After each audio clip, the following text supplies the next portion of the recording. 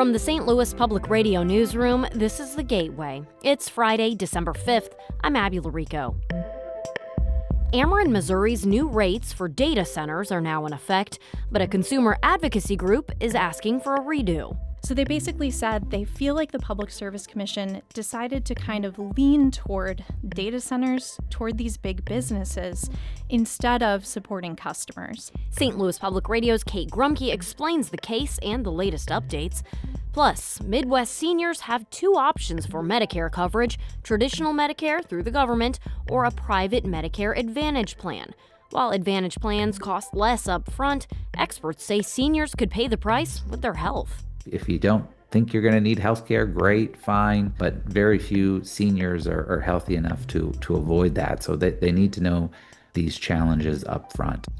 These stories coming up after this news on The Gateway. St. Louis city leaders are calling the response to the past week's round of winter weather a success, but they do plan to make some changes as winter continues.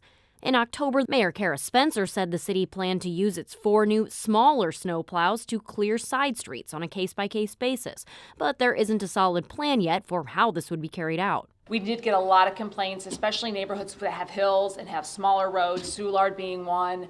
It'll be a longer conversation rather than having something for you today. 86 total trucks were deployed to treat and plow streets during snow events last week and this week. The snowfall caused significant backups on St. Louis highways, partially due to MoDOT's delayed response Monday. City Streets Director James A. Jackson says the city had to wait for MoDOT to catch up since it uses a different street clearing strategy and has a wider area to cover, but he defended MoDOT's decisions. The method and the strategies that they utilize have been beneficial to them. I would not criticize their strategy at all. The city has extended Code Blue protocols, which increase the number of shelter beds for people needing a warm place to stay through 9 a.m. Tuesday. Lawyers for St. Louis Sheriff Alfred Montgomery say U.S. Marshals have charged the office almost $7,000 for driving the sheriff to a trial that could oust him from his job. Now they want the state to foot the bill.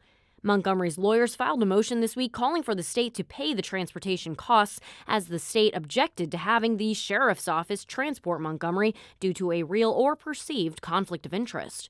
Catherine Hanaway is the Missouri Attorney General. She told reporters during a break in the trial last month that she was pleased it was coming to a close. So the taxpayers can stop spending money on a sheriff who's sitting in a jail cell and now on his transport to and from the courthouse. Montgomery has been in federal custody at the Perry County, Illinois jail after a judge said the sheriff violated his bond in relation to a separate federal case.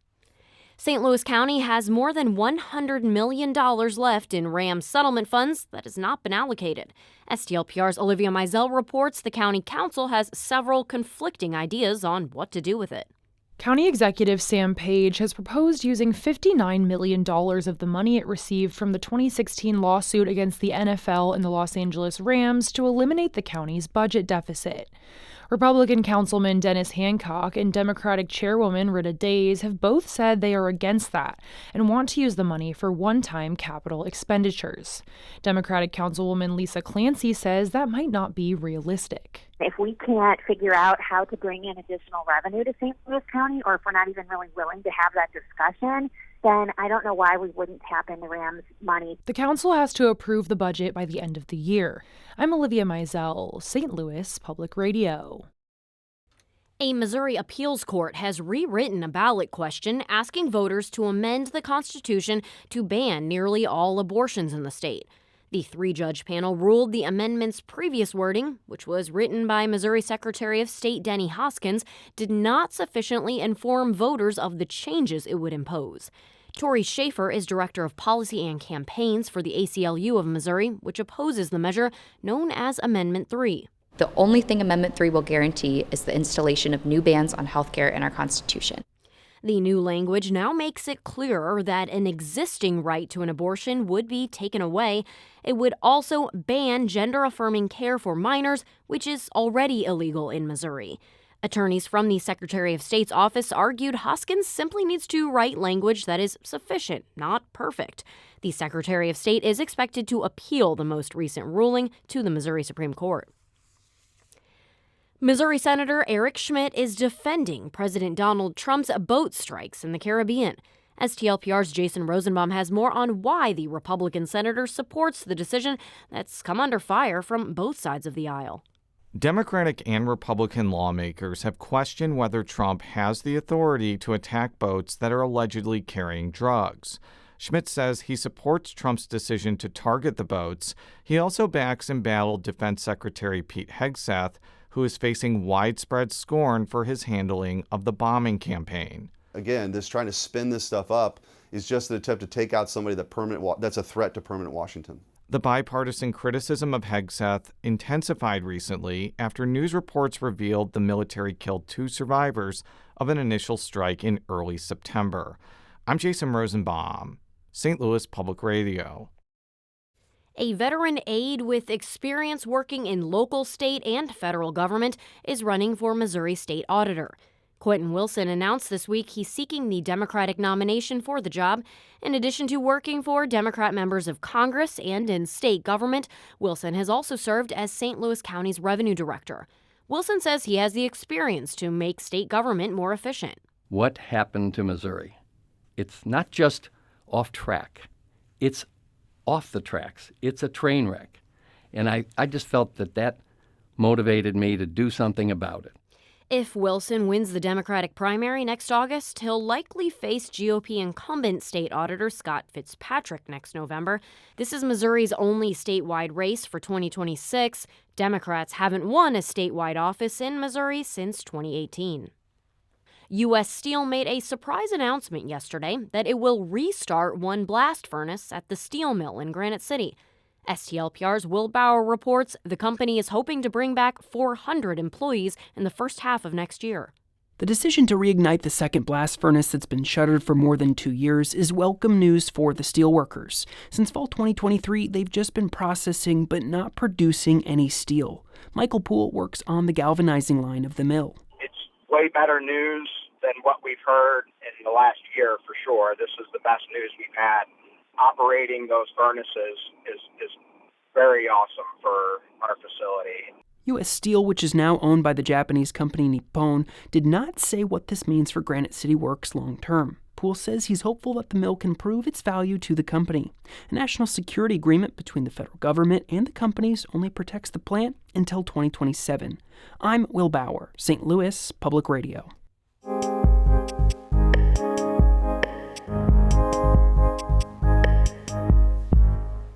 Ameren Missouri's new rates and terms for data centers took effect yesterday, but just as they did, a consumer advocacy group filed a motion for a rehearing. St. Louis Public Radio's Kate Grumke has been watching this. She sat down with editor Jonathan Ahl to explain what's happening. Kate, what is this case all about? So the Missouri Public Service Commission regulates utilities in the state, and this case is Ameren's attempt to set new rates and terms for large data centers or other big energy consumers that are moving to the area. So this started kind of back in May is when it ramped up, and then the Public Service Commission made their decision in the end of November, and it took effect on Thursday, December 4th. What protections do the new rates establish to prevent existing customers from paying more if those data centers do move here? So there is a ton in this rate structure. It's really complicated stuff. It's a super long document. But there are kind of 4 main things that people have been emphasizing, especially Ameren, when they're talking about the protections.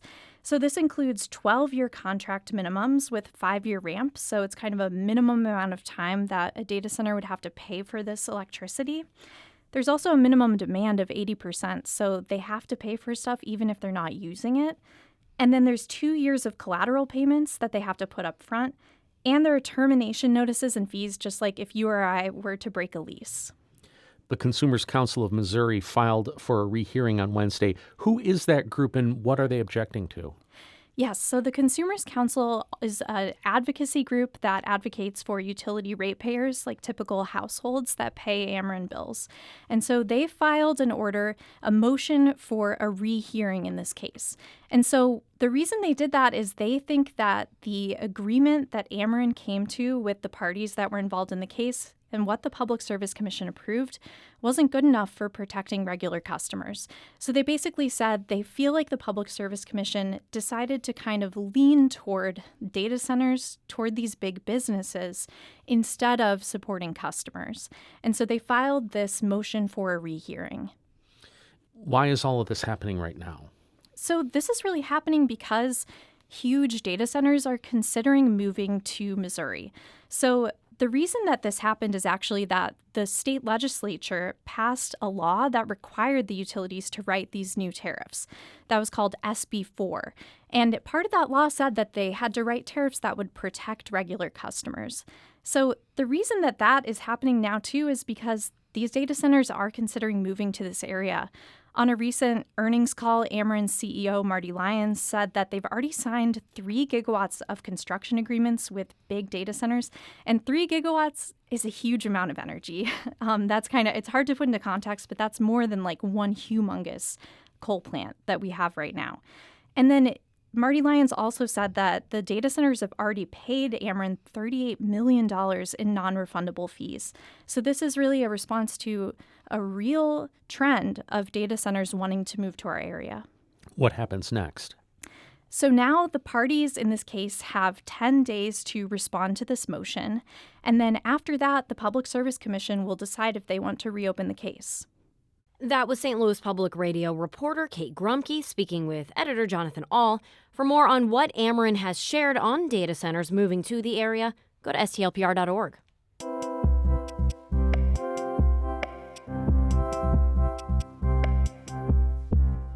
Keep podcasts like The Gateway thriving by becoming a member of St. Louis Public Radio today. Your support ensures that your community stays informed and has access to fact-based local news. Give now at stlpr.org.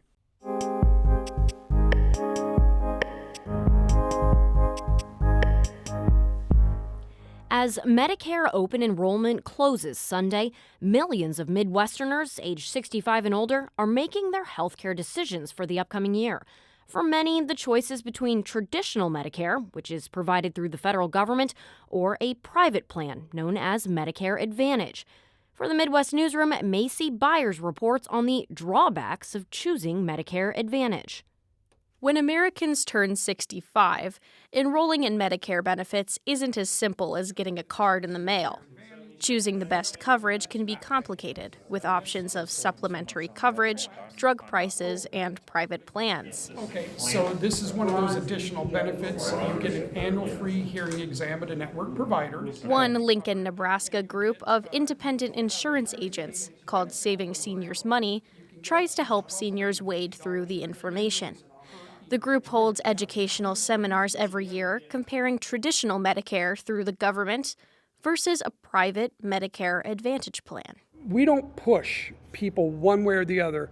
Our job is to educate people about both options, and then whatever they are comfortable with, we go with for their coverage. That's Rick Cuttaford, an independent agent with Saving Seniors Money. He says Advantage plans often come with extra benefits like dental or vision, but their most enticing selling point is low-cost monthly premiums. Traditional Medicare's supplement coverage premiums can range from about $30 to well over $600 a month, making Advantage plans a more affordable and popular option. In 2025, more than half of Medicare beneficiaries were on Medicare Advantage plans, including nearly 3 million people across Iowa, Kansas, Missouri, and Nebraska. President of the Nebraska Hospital Association, Jeremy Nordquist, says unlike traditional Medicare, the Advantage plans have provider networks, co-pays, and maximum out-of-pocket amounts, and may require approval before covering a medical service. If you don't think you're going to need health care, great, fine, but very few seniors are healthy enough to avoid that, so they need to know these challenges up front. At Great Plains Health in North Platte, Nebraska, Medicare Advantage patients faced care denials and delays. Doctors could spend more time on the phone arguing with insurers than helping patients, leading to CEO Ivan Mitchell's choice to stop accepting plans in January 2025. It does kind of really bother me that there's around 400 members in our county that can't access Great Plains Health for their routine specialty care. But, it was kind of it looked like to me to be a choice of being shot or stabbed. I mean, and I think we had to kind of pick the best of the worst options. Medicare Advantage plans are paid by the federal government per enrollee each month to provide their benefits. The Medicare Payment Advisory Commission, which gives nonpartisan policy advice to Congress, estimates that payments to Medicare Advantage plans added $84 billion more to total Medicare expenditures this year. We basically raided the Medicare Trust Fund with these for-profit insurance companies that, in my opinion, have been extremely unethical in what they've done. Because of barriers to care or underpayments by insurers, about 10% of the Nebraska Hospital Association's members have stopped taking Medicare Advantage plans. Cuddiford says taking time to understand someone's situation can create much better financial and health outcomes. We want our clients to choose whatever they are comfortable with. And if they're comfortable and they're happy, well, then we're happy. Every state has a state health insurance assistance program with free and unbiased advice, and the Medicare.gov website provides clear plan details for comparison. For the Midwest Newsroom, I'm Macy Byers. The Midwest Newsroom is a collaboration including NPR and member stations in Iowa, Kansas, Nebraska, and Missouri. The Midwest Newsroom is a member of the Trust Project. The Gateway is a production of the St. Louis Public Radio, a listener-supported service of the University of Missouri-St. Louis. Theme music by Ryan McNeely of Adult Fur. I'm Abby Larico, and from the St. Louis Public Radio Newsroom, thanks for listening to The Gateway. Have a great weekend.